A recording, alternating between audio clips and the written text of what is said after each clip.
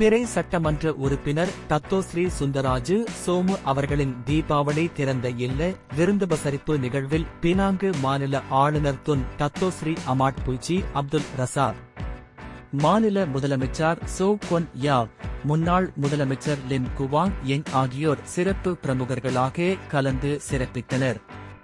Penang மாநில ஆட்சிக்குழு உறுப்பினருமான Datuk Seri S சுந்தராஜு அவர்களின் ஏற்பாட்டில் நடந்தேறிய இவ்விருந்து உபசரிப்பில் சுமார் 2000க்கும் அதிகமான ஆதரவாளர்களும் தொகுதி வாக்காளர்களும் கலந்து கொண்டனர்.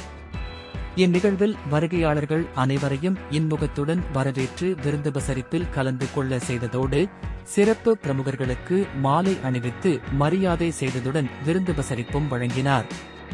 தனது தொகுதியில் இயன்ற வரையில் பல மேம்பாட்டு திட்டங்களை கொண்டு வந்துள்ளதாகவும் ஆக்ககரமான சில திட்டங்கள் நிறைவேறி வருவதாகவும் தொகுதி மக்கள் வழங்கி வரும் அபரிதமான ஆதரவுக்கு நன்றியும் தெரிவித்த அவர், இது தமக்கு பெரும் மகிழ்ச்சியை தருவதாகவும் தெரிவித்தார்.